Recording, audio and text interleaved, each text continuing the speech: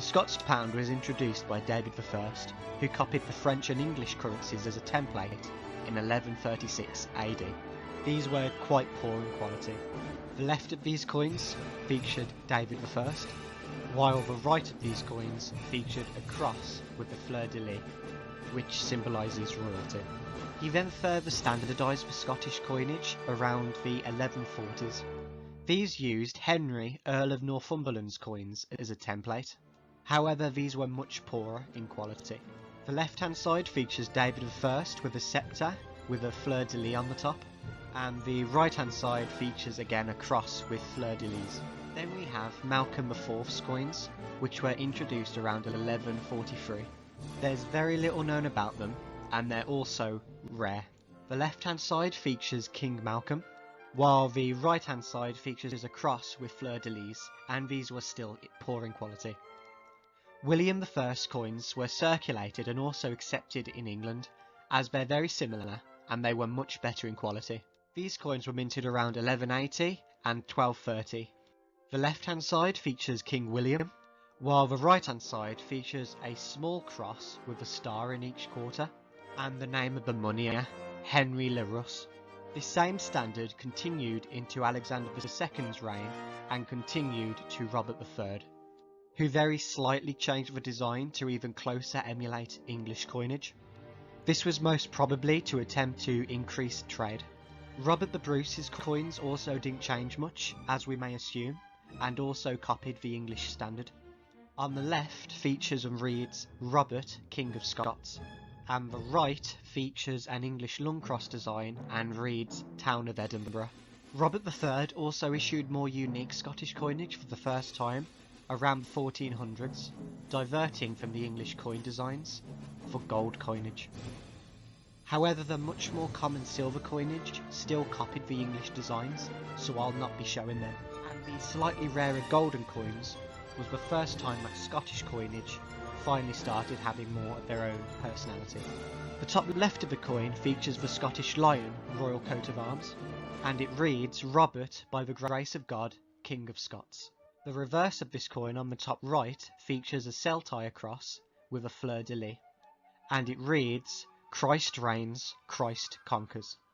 The bottom left coin features the same design as the top, but with a crown on top of the coat of arms, while the right of the coin features St Andrew on the saltire cross.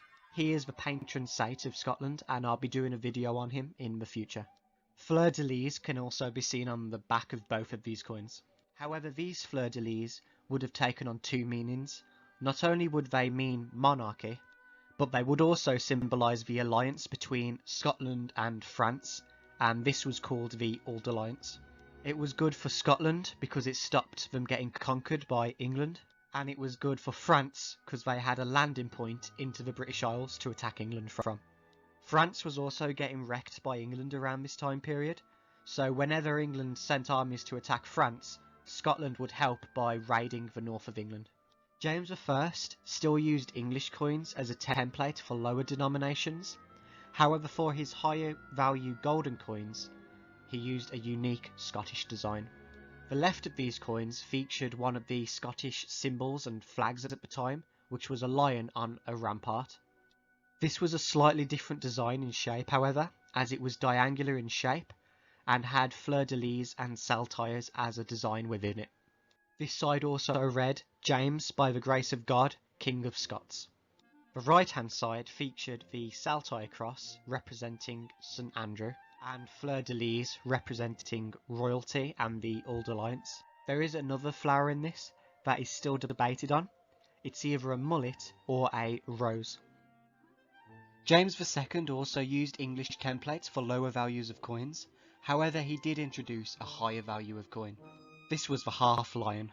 The left hand side of the half lion displays the Scottish coat of arms, crowned, with two fleur-de-lis either side of it.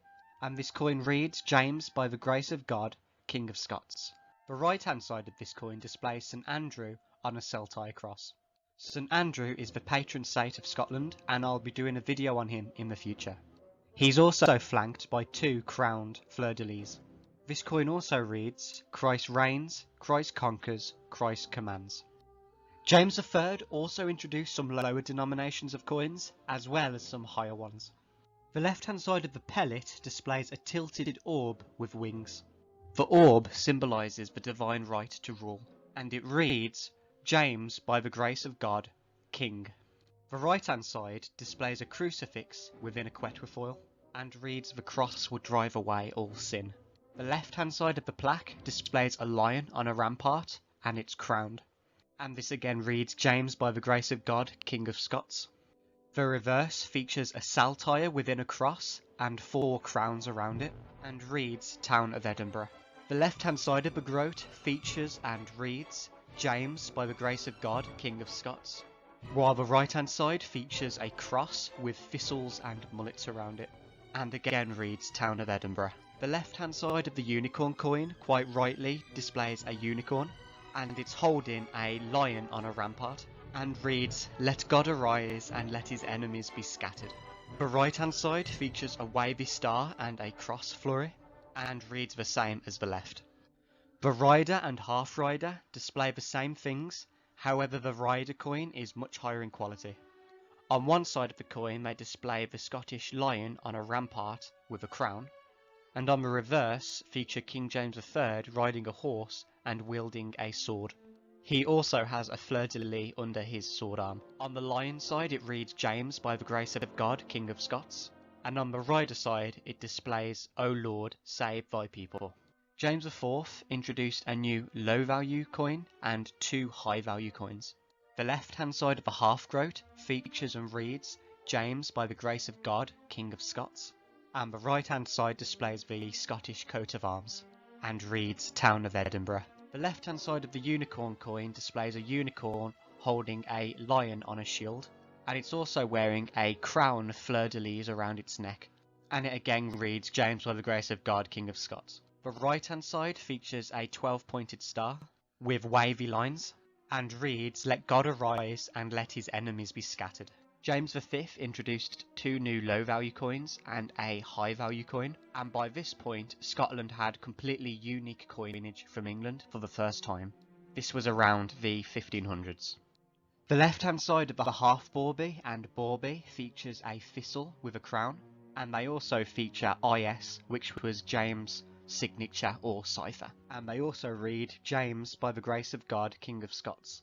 The right-hand side of the half bawbee features a crown on a saltire, while the right-hand side of the bawbee coin features a crown on a saltire with 2 fleur-de-lis next to it, and both of these read Town of Edinburgh. Then we had the eagle crown, which may have just been a crown. The left-hand side features the Scottish coat of arms, crowned, with 2 saltires either side, and reads, as you'd expect, James, by the grace of God, King of Scots. The right-hand side of this coin features a bird. Most people believe this to be an eagle, but some people believe it to be a dove, and it's holding a scroll. And this coin reads, John, Duke of Albury, regent under the protection of thy wings. Then we have Queen Mary, who introduced an absolute boatload of coins into Scotland.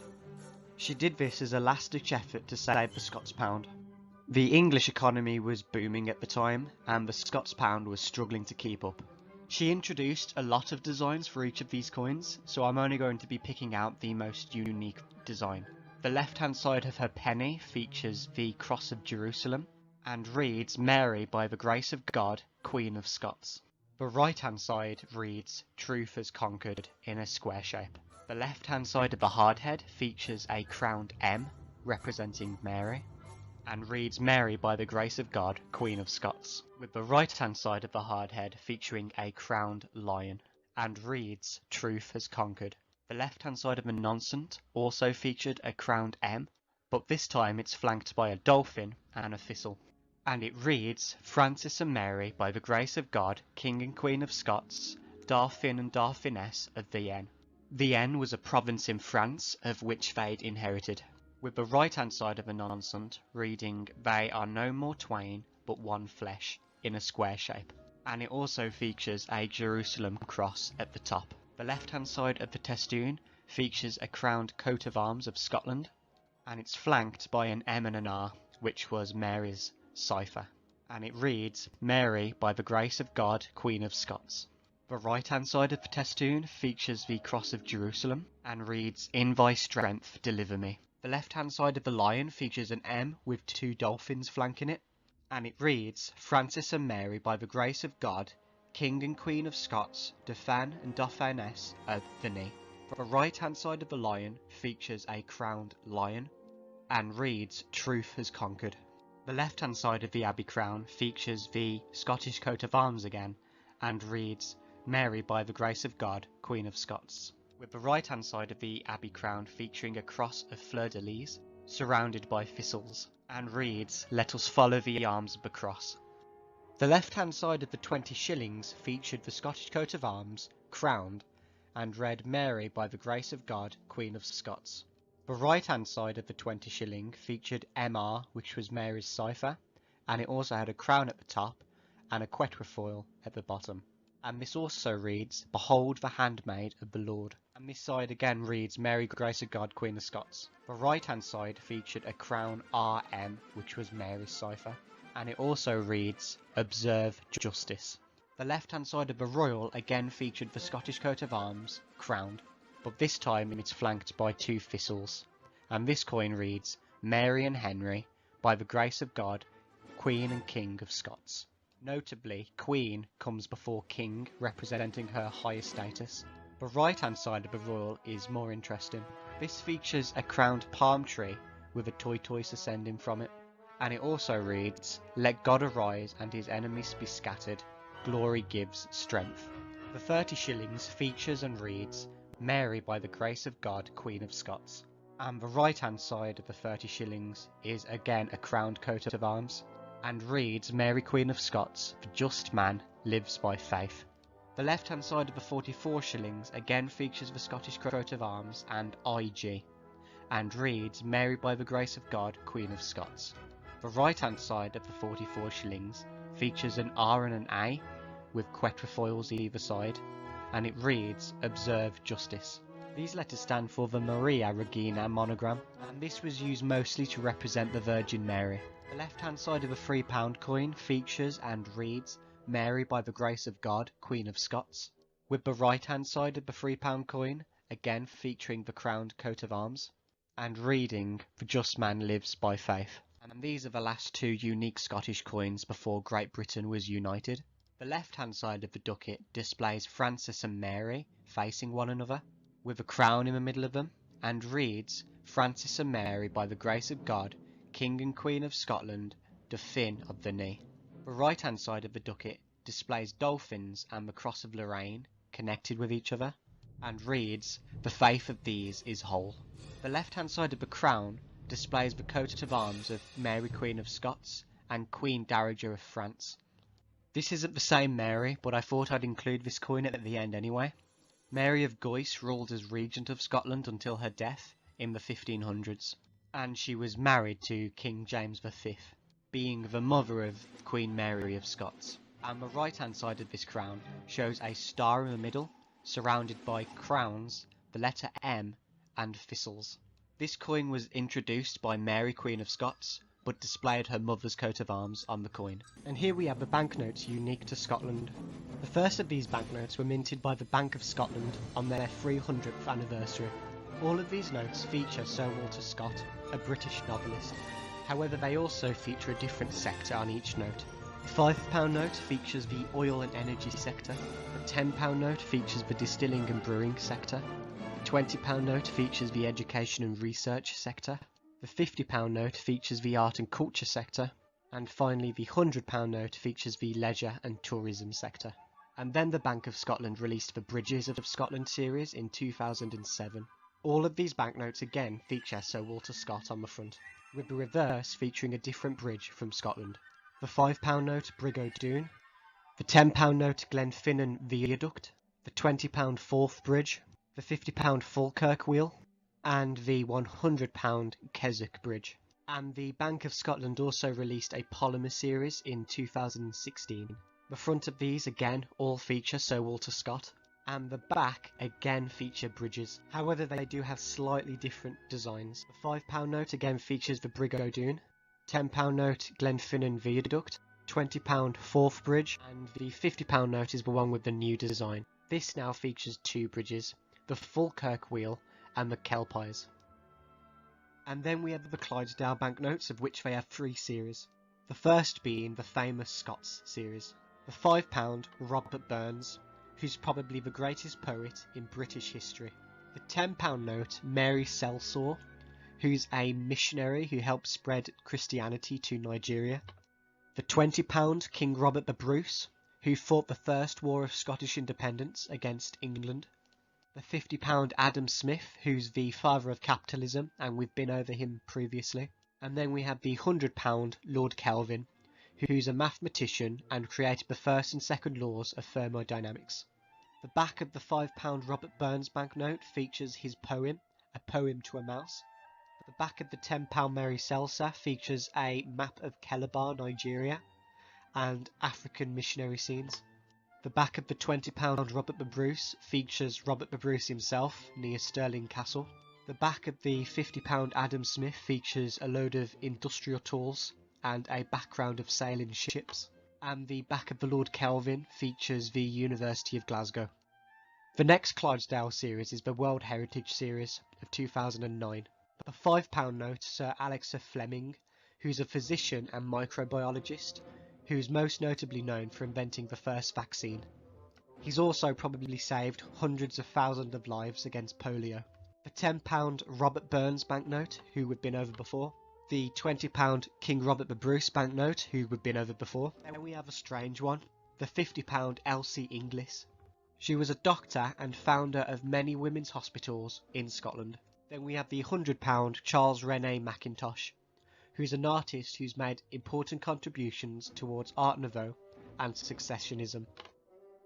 The back of the £5 Sir Alexander Fleming banknote features St Kilda. The back of the £10 Robert Burns features Edinburgh Old and New Towns. The back of the £20 Robert the Bruce features New Lanark. The back of the £50 Elsie Inglis features the Antonine Wall. And the back of the £100 Mackintosh features a Neolithic Orkney. The last series by the Clydesdale Bank was in 2015, however this was just a polymer upgrade. But there was one new design introduced in this, the new £5 note Sir William Arrol, who's a bridge builder who's notably known for building the Forth Bridge. And the back of this banknote quite rightly features the Forth Bridge. Then we have the last Scottish bank, the Royal Bank of Scotland. They've released two series, the first of which was the Islay series in 1987. These were named after and founded by Lord Ailey, who was a soldier, lawyer, businessman and politician. He's also featured on the front of all of these banknotes. The back of these banknotes also feature a different Scottish castle. The back of the £1 banknote features Edinburgh Castle. The back of the £5 banknote features Culzean Castle. The back of the £10 banknote features Glamis Castle. The back of the £20 banknote features Broderick Castle. The back of the £50 banknote features Inverness Castle. And finally, the back of the £100 banknote features Balmoral Castle. Then we have the 2016 series called the Fabric of Nature. All of these are quite strange choices for the banknotes, as they're not that notable of people. And I can't find any information about why they were chosen. The only thing they all have in common are that they're women, so I don't know if that has something to do with it. My only guess is that they were narrowing it down to too few people, as they was not only looking for only Scottish people, but only Scottish women. First we have the £5 note Nan Shepherd, who's an author and a poet, most notably writing The Quarry Wood. Next we have the £10 note Mary Somerville, who's a scientist, writer and polymath. Then we have the £20 Catherine Cranston, who created tea rooms and is probably the most notable out of these four. And the £50 Flora Stevenson, who was a social worker who aided poor children, giving them an education. The back of these banknotes all feature a native animal to Scotland. The £5 note features a mackerel. The £10 note features otters. The £20 note features red squirrels. And the £50 note features osprey. Be sure to check out my other channel, History Sticks, for the complete, longer and comprehensive video.